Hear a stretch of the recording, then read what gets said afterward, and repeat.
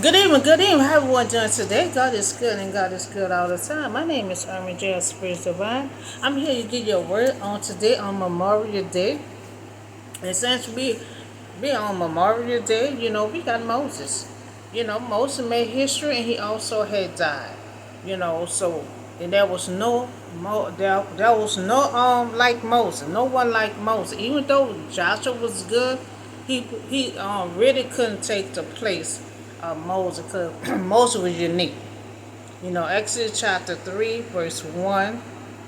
We're gonna start with how he first got his purpose. He met God by the burning bush.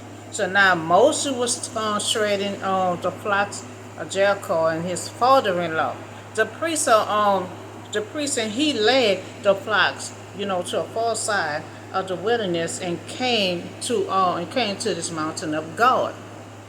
Now, this mountain, what God will give the people his revealed law. That's why he called Mountain of God. They used to always meet up there, discuss about his law, reveal of his law. So that's why they call it the Mountain of God. So there the angels of the law appeared to him in a flame of fire from within the bush. Now Moses had saw that, in the bush was fire, but it did not burn.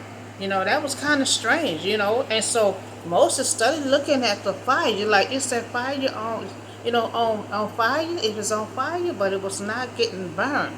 It just was flaming up. So visible appearance of God to human. The fire itself symbolizes God's holiness, and it is used to represent God purified and refined in quality. The burning bush also represents God's miracle energy, as well as Moses feared the presence of the divine. I guess everyone to see, it kind of strange. You just looking, is it on fire? Or does it just look like that? So Moses had thought, I will go over and see the strange, sight why the bush does not burn up. So the burning bush, when Moses saw it, he went to investigate. Now, God may use unexpected sources when communicating to us. Will we be willing to investigate if we open to God's surprises? And sometimes God do surprise. God did that to get Moses' attention. If he see a bush flaming, but it don't look like it's on fire, you don't smell no smoke, that's his attention. Eventually Moses will walk over there, because God will do things to get your attention. I know all my life, God was doing stuff to get my attention. I'm thinking I'm hearing, Irma calling my name all through the house. And I said, this Moses, God way of trying to get Moses' attention. Because God will do things to get your attention. He put a strange flame in the bushes. So when the Lord had saw that he had gone over to look, God called him, on him. Now from within the bush, Moses, Moses, and Moses said, here I am. From the flame, God called, and Moses identified himself, I am. So do not come any closer. So he was coming closer, when he heard God call his name. So God had said, take off your sandals, for the place where you are standing, is holy grounds. Now he has two commands to keep your distance and remove your sandals. So the holiness of the ground where Moses stood at. And so then he said, I am the God of your father. The God of Abraham, the God of Isaac, and the God of Jacob. And that this Moses hid his face because he was afraid to look at God. Because Moses was the only one pretty much had saw God. Saw his back. He used to sit down and eat with God. Moses had a special relationship with God. So at God's command, Moses removed his sandals. He also covered his face. Taking off his shoes was an act of revival, covering his own unworthy before God. Now, the Lord has said, I have indeed seeing the measuring. Now this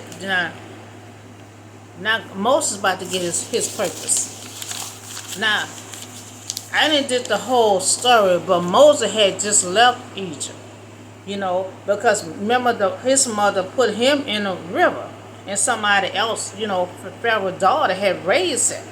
So he was already on Egypt property, but at that time, he seen his kind getting beat up, so he jumped in and killed him, and he broke out and ran. So now he broke out and ran, and he by this burning bush, and he about to get his purpose to go right back. And see, that's what God had did Elijah. Elijah ran from the situation, and God said, "I need you to go back. I have another assignment right over there." And so God need him to go back after he done broke out and ran for most wanted. Kill one of the people, try to kill Egyptian child, try to kill a Jew, one of his people. So the Lord said, "I have indeed seen the misery of my people in Egypt. I have heard them crying out because they're slave driven, and I am concerned about this suffering."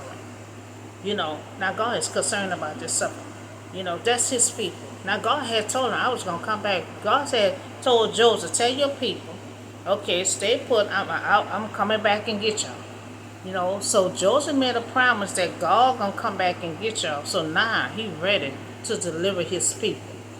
So God awareness of the suffering of Jewish people in Egypt. Now he's seen their affliction, of my people. Now he are concerned.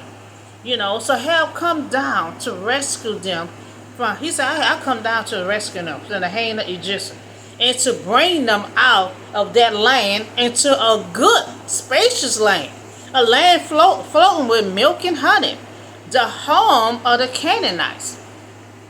Now he telling this to Moses, and Moses probably was just looking at him like, "What you want me to do? I just ran from there. What you saying, God? I just ran from there. I'm most wanted. Pharaoh looking for me. You want to take them out of what? Bring them to what? God will take you out of slavery. God will take you out of captivity. And then he will restore you, into flowing with milk and honey. And that was a promise from Abraham. That was a promise from Abraham. Now we see that God wants to bring his people out of floating, out into the land of floating with milk and honey. Beauty of the promised land. Now that sounds real good. You ain't got too much got to leave the land. You got everything you want. Food on the land. So now let's go. Now, he want him to go. "I am sending you to Pharaoh to bring my people, the Israelite, out of Egypt." So God didn't call Moses to return to Pharaoh, lead the Israelite out of Egypt, and travel to Canaan. Now see, this Moses' purpose. Now he got to deliver Egypt. He got to deliver the Israelite out of Egypt, and he had to bring them to their promised land, which is Canaan. But Moses had said to God, "Who am I?" Because he just left from Egypt. He just left from Egypt, and he was like a slave and in prison and all this kind of stuff under Pharaoh. So he like, "Who am I? That I should go to Pharaoh and bring the Israelite out of slavery." But see, nobody don't know how God picked. God picked Moses, and Moses unique because he don't speak well. But God will make you as a history, because Moses is going to be history. Even though he make it all the way to the promised land, he still made history. So Moses adjust, to the call of lack of skills and qualifications. So he feel like he ain't got the skills. He feel like he ain't not got no qualification, because he don't speak well. Now God said, "I will be with you." God said, "I will be with you." So that's how Aaron gonna go along with him. He said, because Moses tried to get out of it. He said, "Well, just bring your brother Aaron. He will be your speaker. He'll be your spokesman." So that's how Aaron get to to go along with him. Now God said to Moses, I am who I am. So meaning God already know our shortcoming. God know our shortcoming. That's why God said, I'll be with you. Because see, God will put words in your mouth. You remember we had 400 prophets and he put the lion in one of them and he put the truth in one of them. And he know he was going to believe, Ahab know he was going to believe the 400. Because God, and just like Jeremiah, he was just a little boy. Not a little boy, a little teenager. He said, I don't know how to speak well. I'm just a child. God said, I'm going to be with you too.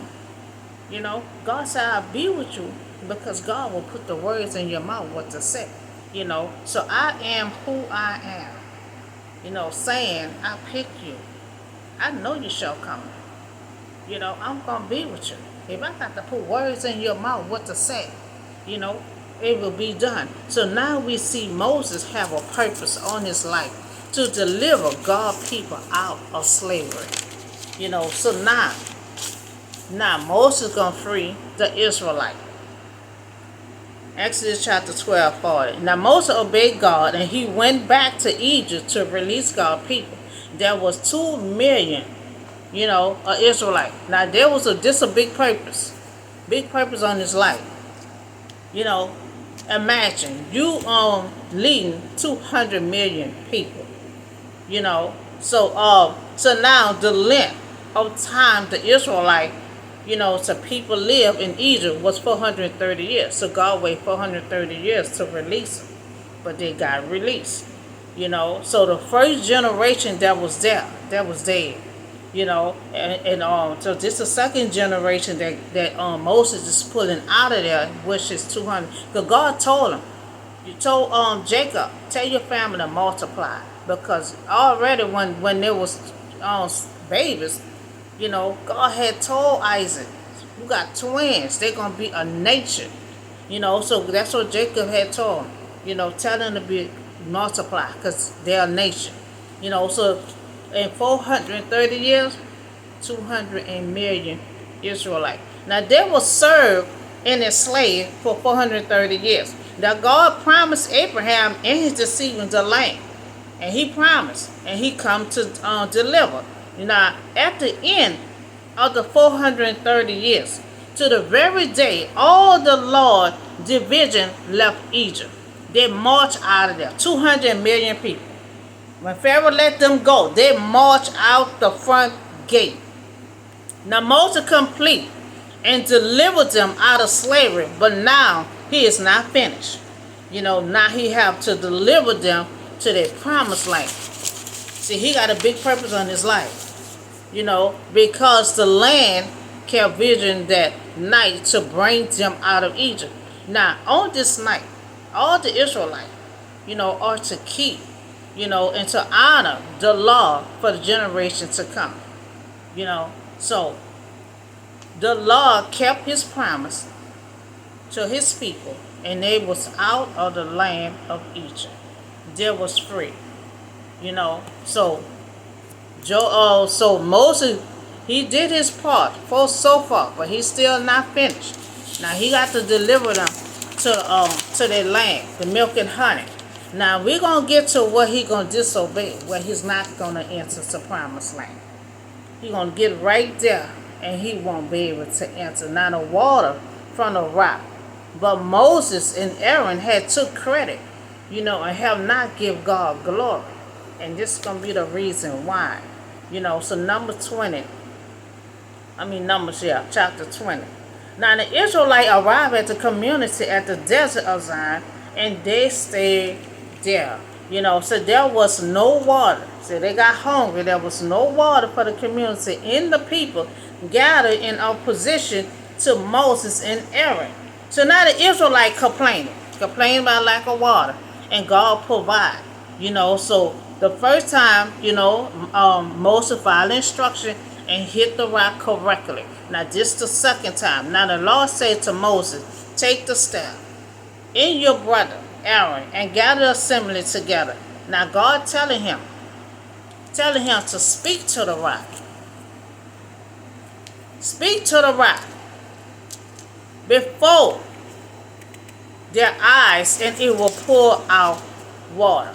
Now he telling him to speak to the rock, and then the water gonna come out. Now he didn't believe God.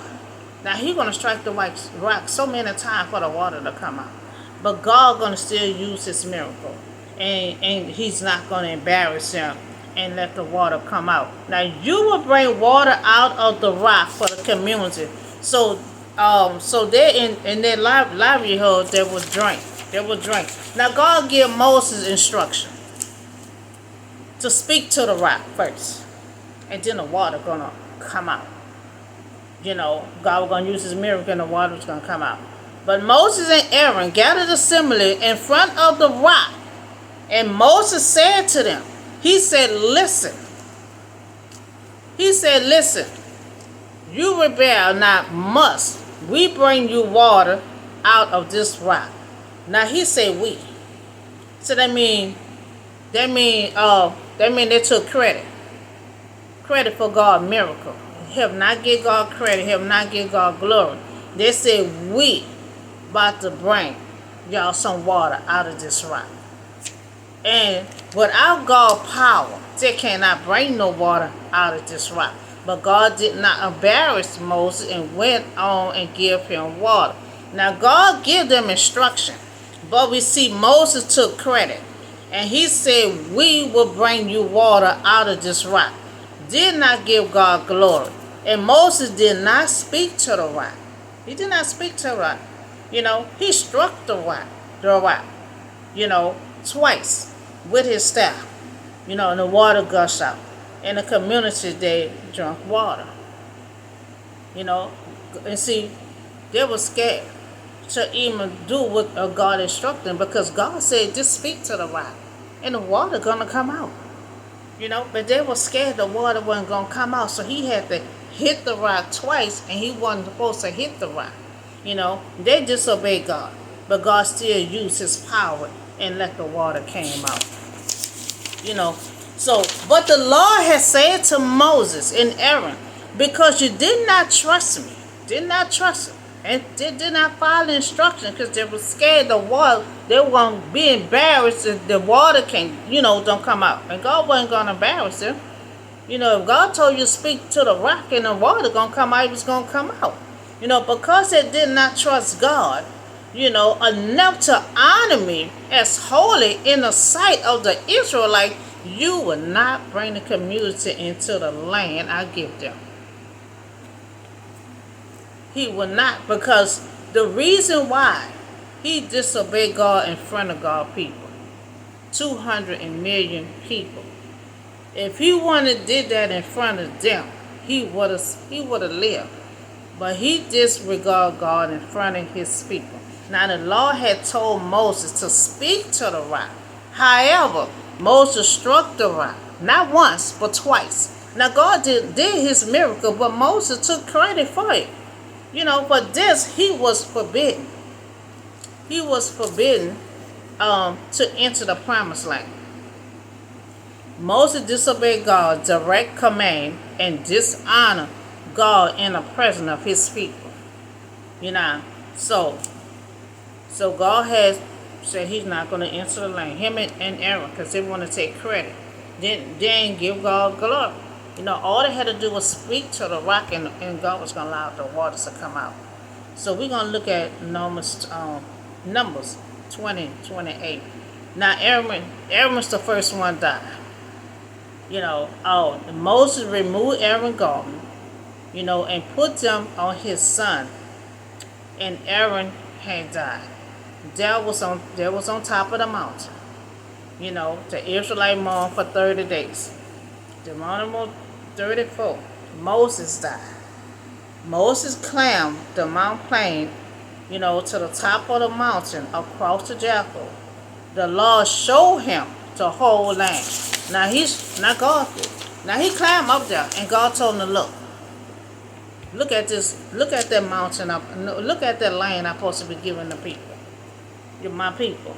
I have let you see with your own eyes, but you will not cross over into it.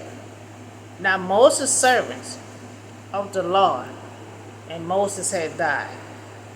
Now Moses was 120 years old when he died, and his eyes were still good, was not weak. You know, he still had strength. His strength was not gone. You know, Israel mourned for him for 30 days. You know, so this was my message for Memorial Day. You know, remembrance of Moses made history, and there was no one like Moses after him. Moses was unique. You know, he didn't speak well, but he still made history. He still delivered the Israelite out of slavery, but he just didn't make it to the promised land. Uh, so, if anyone on Memorial Day, we take time, you know, take a set time to mourn for our loved ones. You know, our loved ones, our family, friends, all across the nation that who died, like the children in that school. We still look out, you know, mourn for them every year. You know, and so Moses and Aaron had died. You know, from one of some people get in charge and their ego gets so high. You know, they got besides themselves and wants to take credit for what God power can do. You know, and we have to realize, okay, we have gifts, you know, but guess what? If God don't want that gift to show, you know, it will not show. You know, that's just like with a magician. You know, they're supposed to interpret dreams. You know, but God didn't allow the answers to come through with them. And he did it on purpose because he wanted Joseph, nobody but Joseph, to interpret that dream. And so Joseph interpreted that dream. You know, because God, power, use, no matter how gifts you is, I don't care how high rank you is, that we are. You know, if God don't want to show something, he will not let it show, because the power come from God. You know, so that's all I have. Happy Memorial Day. You know, this the whole day we just think about our loved ones that pass away. You know, anyone that's around us. You know, and so we take the time. You know, and don't drill on it the next day. Just on it this day. Because I don't want nobody to be stressed because they're mourning on their loved one day after day. Because sometimes you take on this and then you ain't thought about it in a long time, and then you're taking it hours in a day after. You know, so we're going to take the time for just only this day to mourn for our loved one. You know, so that's all I have for you today. Y'all have a blessed day, and I'll see y'all in the next video.